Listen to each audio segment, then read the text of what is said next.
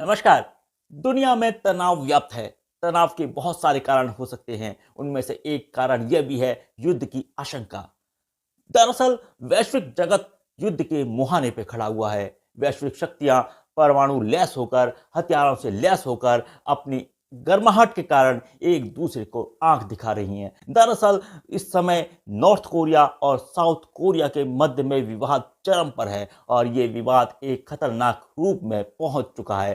तमाम वैश्विक जगत, अंतर्राष्ट्रीय जगत में इन चीजों के बारे में विश्लेषण हो रहा है, चर्चाएं हो रही हैं और इन चीजों को समझने की कोशिश की जा रही है कि इस विवाद को किस प्रकार निपटारा किया जाए ताकि मानवीय शांति और सभ्यता की सुरक्षिता रखने में हम सक्षम हो पाएं। इस वीडियो में नॉर्थ कोरिया और साउथ कोरिया के बीच में जो कॉन्फ्लिक्ट चल रहा है, जो विवाद हो रहे हैं, इसके साथ साथ में रशिया और यूक्रेन के बीच में जो विवाद और युद्ध की स्थितियां चल रही हैं, उनको एक कड़ी के रूप में जोड़कर संभावित परिस्थितियों के बारे में हम समझने की कोशिश करेंगे। उत्तर कोरिया और दक्षिण कोरिया की दुश्मनी जग जाहिर है। दोनों एक दूसरे को हद लेवल तक नापसंद करते हैं, एक दूसरे के विरोध में रहते हैं। ऐसा क्यों हुआ, इस चीज को हम यदि हम समझें, संक्षिप्त रूप से इस चीज को जानें, तो थोड़ा इतिहास में पीछे जाना पड़ेगा। और जब हम इतिहास में पीछे जाएंगे तो 1948 तक ये दोनों देश अलग अलग देश के रूप में नहीं थे। ये दोनों देश एक संयुक्त देश के रूप में थे। यानी कि उत्तर कोरिया नहीं था उस समय, दक्षिण कोरिया नहीं था, केवल कोरिया का अस्तित्व था। ये कंडीशन 1948 तक थी। दरअसल कोरिया पर 1910 में जापान ने कब्जा कर लिया था और 1910 से लेकर सेकेंड वर्ल्ड वॉर तक जापान ने कोरिया को अपने अधिकार में रखा था।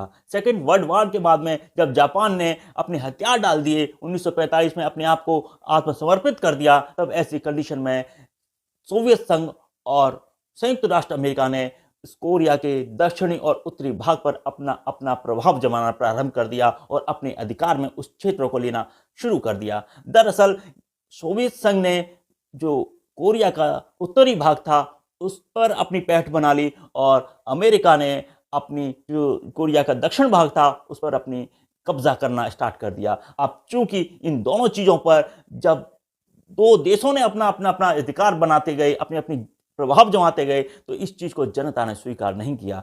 उत्तर कोरिया वाले हिस्से पर जिस पर सोवियत संघ का कब्जा था उस पर चीन भी रूस का सहयोग कर रहा था। वहीं दूसरी ओर दक्षिण कोरिया पर अमेरिका और उसके सहयोगी देशों का एक प्रकार से प्रभाव था। तो इस प्रकार एक विवाद की स्थिति बन गई और ये कॉन्फ्लिक्ट स्टार्ट हो गया 1950 में और जो 1953 तक चला। 1953 में फाइनली कोरिया को दो भागों में डिवाइड कर दिया, उत्तर कोरिया और दक्षिणी कोरिया। दक्षिण कोरिया पर अमेरिका का प्रभाव रहा, अमेरिका का समर्थन रहा और उसकी राजधानी सियोल बनी। और वहीं उत्तर कोरिया पारंपरिक रूप से अपने आप को राजवंशी इलाके, तानाशाही तरीके से अपने आप को स्थापित करने की कोशिश करता रहेगा और उसकी जो कैपिटल थी वो प्योंगयांग बनी थी। यानी कि कोरिया दो भागों में डिवाइडेड हो गया और वहीं से इनकी दुश्मनी, विवाद, इनके मध्य में जो एक प्रकार से जो घृणा का बीज था वो बहुत तेजी से पनपने लगा और ये विवाद धीरे धीरे आज चरम की स्थिति तक पहुंचता जा रहा है। दरअसल उत्तरी कोरिया और दक्षिण कोरिया में दक्षिण कोरिया को अमेरिका का पूरा समर्थन मिला और दक्षिण कोरिया ने अपनी खूब तरक्की की और अपने आप को एस्टेब्लिश किया। वहीं उत्तरी कोरिया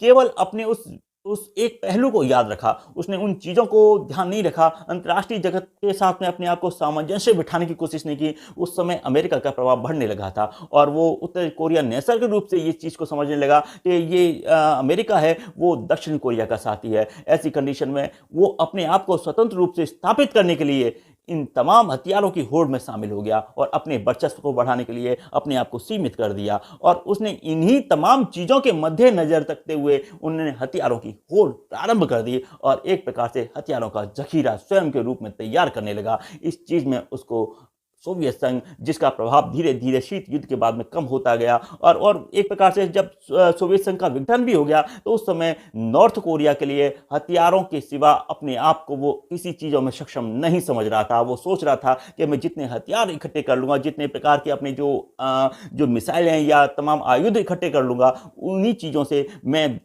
साउथ कोरिया से अपने आप को सुरक्षित रख पाऊंगा। लेकिन ये नॉर्थ कोरिया की भूल भी थी क्योंकि इन तमाम कंडीशंस में वो आर्थिक रूप से, सामाजिक रूप से, मानवीय रूप से, वैश्विक रूप से पिछड़ता चला गया, अलग होता चला गया, अलग थलग पड़ता गया। और इसका प्रभाव आज हम देख रहे हैं कि नॉर्थ कोरिया के अंदर तमाम जो व्यवस्था हैं वो लगभग मानवीय दृष्टिकोण से काफ़ी खराब हालात के अंदर है। विवाद, नफरत और दुश्मनी का जो सिलसिला था वो उत्तर कोरियाई शासकों ने पीढ़ी दर पीढ़ी सहेज कर रखा। हाल में ही इंटरकॉन्टिनेंटल बैलिस्टिक मिसाइल यानी लंबी दूरी तक मार करने वाली ICBM मिसाइलों का परीक्षण किया है, जिसके कारण कोरियाई प्रायद्वीप में तनाव का माहौल पैदा हो गया है और एक प्रकार से तनाव जो था वो चरम पर पहुंच गया है। अब इस तस्वीर को दूसरे तरीके से समझते हैं। अंतर्राष्ट्रीय जगत का ताना बाना दूसरे देशों और अन्य देशों के हितों के साथ भी जुड़ा रहता है और पावर बैलेंस यानी शक्ति संतुलन का सिद्धांत बड़ी शक्तियां बड़े रूप में प्रयोग भी करती हैं। रूस यूक्रेन का युद्ध दूसरे वर्ष में प्रवेश कर चुका है और ये युद्ध अभी भी चल रहा है। इसमें लाखों लोग हताहत हुए और साथ में जितनी जनहानि हुई है, जो मानवीय हानि हुई है, आर्थिक हानि हुई है, उसकी तो कैलकुलेशन अभी बहुत दूर की बात है। बहुत व्यापक रूप से उसका नुकसान हुआ है।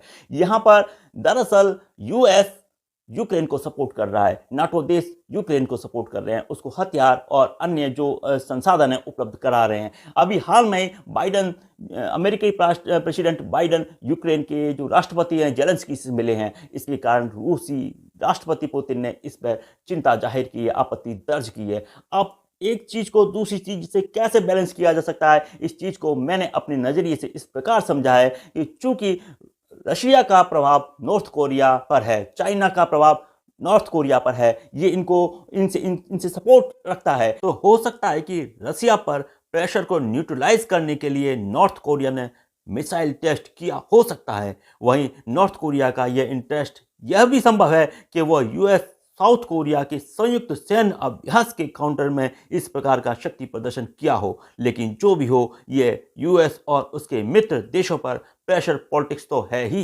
ये एक प्रकार से मैसेज देने की भी संभावनाएं हो सकती है, जहां अमेरिका को और नाटो देशों को, उसके सहयोगी देशों को यह बताने की कोशिश की जा रही है कि ये तमाम परिस्थितियां ज़्यादा व्यापक और खराब भी हो सकती हैं।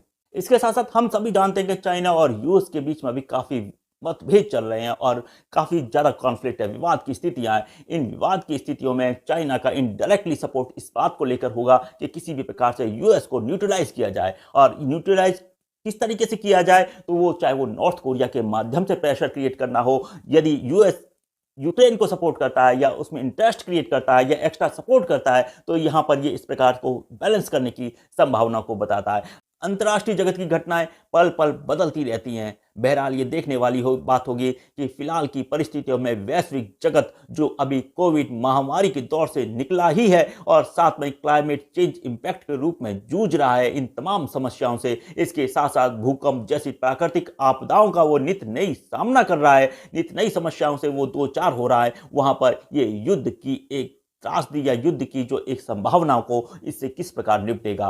अब देखने वाली बात होगी कि अंतर्राष्ट्रीय शक्तियां जो अपने आप को विकसित मानवता का पोषक कहती हैं, वो किस प्रकार के मार्ग को चुनती हैं। क्या वो बुद्ध के मार्ग को चुनेंगी या युद्ध के मार्ग को चुनेंगी, ये देखने वाली बात होगी। इस पर हमारा भविष्य भी निर्भर करता है, इस बात को लेकर कि हमारा जो फ्यूचर होगा, जो हमारी पृथ्वी की जो कंडीशंस होगी, हमारे जो एनवायरनमेंट की कंडीशन होगी, वो उसकी दिशा और दशा तय करने में काफ़ी महत्वपूर्ण रोल प्ले करेगी।